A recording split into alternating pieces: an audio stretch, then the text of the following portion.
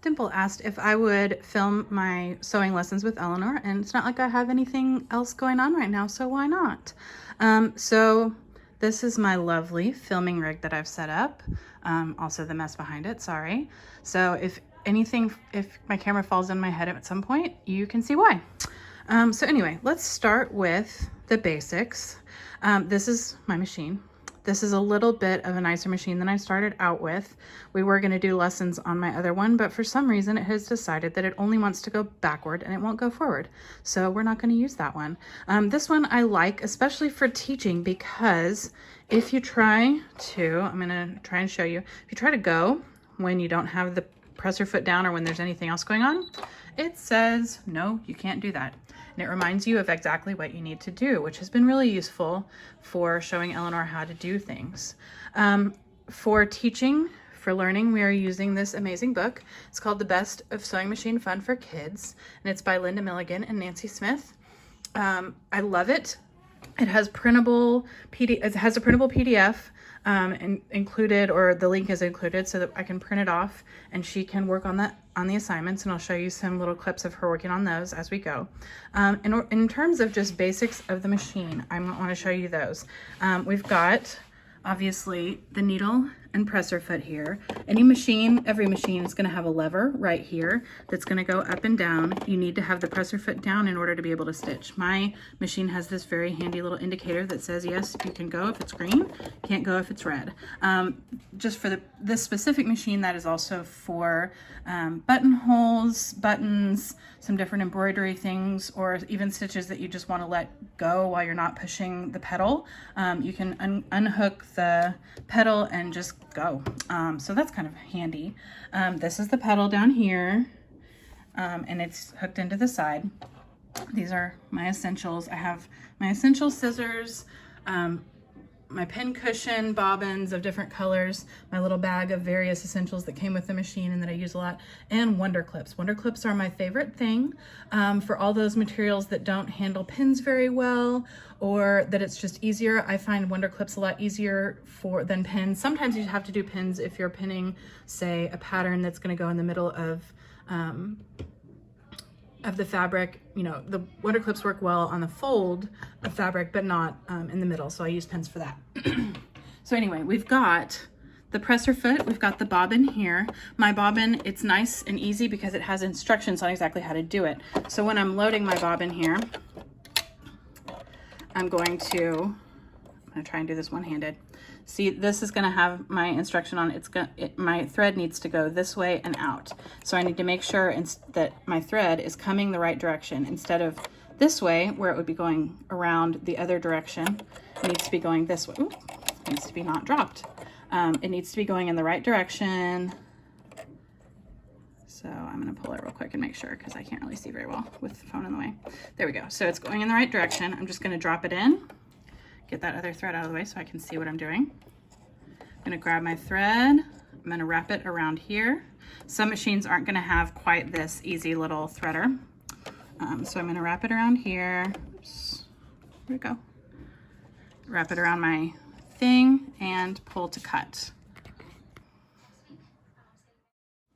All right, and then I've got my little cap there, and that always needs to go back on when you're done threading your bobbin, because it keeps the thread out of the way of the fabric that's going to go through here. These are the feed dogs. They are what moves to move your fabric through. If I need to do something where I have two different kinds of fabric that are going together that aren't necessarily the same kind of fabric, or if one of them is slick or slidey, I'll use a particular type of foot. This is the foot. I use another type of foot that'll help both of the things go together at the same time. So threading the machine. This is one of the very basics of being on a sewing machine. I've got my thread here. When I'm threading the machine, I'm going to pay attention to my numbers. In this case, or a lot of times machines are going to have instructions for you just right on the machine. So my dotted line is for filling up a bobbin, which I don't need to do right now. My solid line is going to be for threading this actual machine. So it's showing me, I'm going to put the thread through here. I'm going to hook it back here. That's number 2. I'm going to pull it down through here. And then my number 3 says hook it back up and you always want this little hook to be up and at the top. That also means that your needle is going to be up. So when you're doing number 4 is going to be hooking it through that silver thing right there. This is as high as my silver thing goes in this machine. I've had others where it goes up above the top of the machine, but whatever the highest is. Number 5 is going to be that it needs to be hooked through this tiny hook right there. That's something it needs to do. My machine does have the ability, or has had the ability, to have an automatic threader. I broke it, so I need to get it fixed, but it's not urgent because I can always thread it myself. But yeah, the last step is going to be threading it through here. So that's why my machine has extra numbers, is because I should be able to auto thread it, but I broke that. So anyway, I can just thread it through there, and that's my machine threaded. The thread goes from the front to the back of the needle. When you're installing needles, if you want to change it, this little knob is for changing the needle. You can loosen it, pull this out. Whatever your replacement is that's going to go in next needs to have the flat part of the needle to the back, and there's little stripes. Usually you can see the stripes if it's correct, and you can't see the stripes if it's not, because the stripes will be on the front. If there's stripes all the way around, then you want to feel for the flat part of the needle, and that'll go to the back. Like I say, the needle is always threaded front to back, and you want to loop it underneath the foot like this, and you are ready to sew. Okay, one thing I love about this book that I'm using, and I'm not going to give a link to that because it's their intellectual property, but you can draw some of these things out yourself, is that they have these specific activities that are going to help with specific things that you're going to try and do, and they kind of go in order. So I'm going to kind of follow the path that they take. Again, this is Sewing Machine Fun for Kids, the best of Sewing Machine Fun for Kids, excuse me. So the first thing that they have, and you can, like I said, you can draw this yourself, is going to be lines and angles. So this is going to do what we call pivoting. We're going to use the needle itself to pivot. I really love that this machine gives me the option up here of having, every time I stop, the needle is down unless I'm cutting my thread. It does have an automatic cutter, which I can use at the end of a line, end of a project, whatever, whenever I need to do that, and that would make my needle go up. But in this case, my needle is going to stop at the down position, which is great for this particular exercise. So one thing that I really like, I just put my presser foot down, so I've got the green light to go. But I was going to show you one thing that I really like about this machine. It's not on all machines, but I love it, is that I do have a speed control. This is great for the kids when they're learning, because the habit when you very first start is to just push straight down on that pedal, and if you have it set at a high speed, it's just going to zoom off, and it's going to scare kids or grown-ups, whoever is first learning to do this. So I like that, especially right at the beginning, I can set it to slowest. Personally, I usually use the fastest because I have a little bit more pedal control. I'm used to it, so I can slow down and go faster by pushing more or pushing less on the pedal. But for kids, it's a lot easier to start at the slow speed. I'm going to go ahead and use medium for this video because it's a whole lot.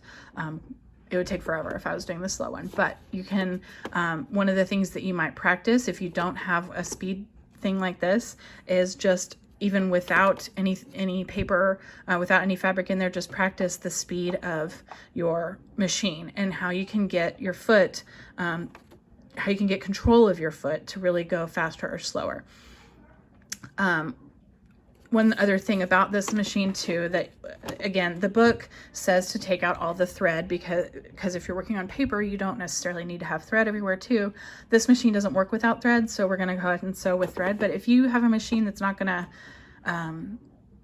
make a big deal out of not having thread, go ahead and take all the thread out, and you can just stitch over whatever you have drawn on your page, whatever you've printed out, however that might work. So anyway, I'm going to go ahead and we're going to go in a straight line. I've got my, this is a good practice for making sure that your needle is exactly where you want it to be. This particular default stitch on my machine is to the left a little bit. It's not centered, so that's good practice for making sure. I also do have the option of a centered one, but either way, as long as you kind of know where your needle is, you're fine. So I'm gonna stitch right to the end of that line. One more stitch, there we go.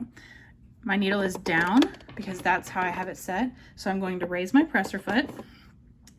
I love this pivot. Raise the presser foot, the needle is still in there, so we're not gonna have to worry about the thread moving, the needle moving, anything else like that. We're just gonna turn it and line it up so that my line is straight up with the needle.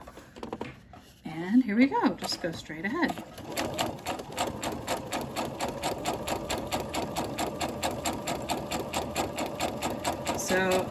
love this particular exercise because it's such an essential part of using your machine, is to learn how to pivot. Lift with the needle down.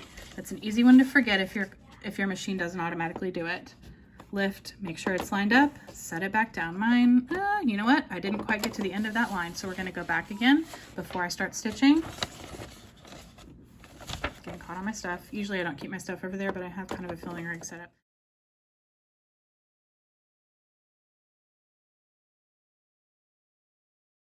So I'm gonna go one more stitch, then I'm gonna lift and turn,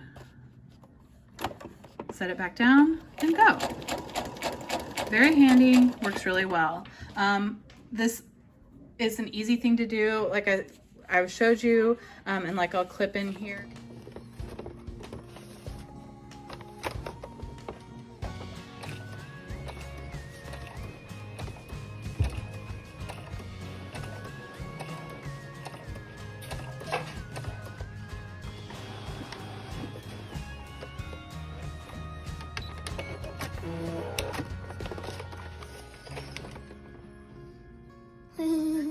We've got a maze that's a really fun thing to do with the stitching. Once you've kind of got that pivot angle down, you can draw a maze and go through the maze. The next activity is kind of mountains, because it's not just 90-degree angles that you can do. You can do different angles, and the mountains are a great option for learning how to do that. Also, drawing wave curves. I like this because then you've got your pivot points, but then you've got to guide it. You've got to guide it around the wave. Is really the next step. I've got my needle down. Say I've got the green light to go. And I'm making sure that my line is lined up with my needle. Now I'm just going to go, but I'm using my hand carefully. I'm not going to get my fingers under it or anything. I'm just using my hand to guide. I'm not going very fast because I'm figuring out where my curve is. Using my hand to guide it around that curve. Just every time the needle goes up and the feed dogs pull it through, I'm going to change the angle a little bit. And let's go one more. Okay, now I can pivot around that peak. Make sure I'm all lined up. There we go. And I'm gonna guide it right through this guy's legs, but that's okay. You can draw your own waves that don't have a guy on them. I'm gonna guess kind of where my angle is gonna go over here.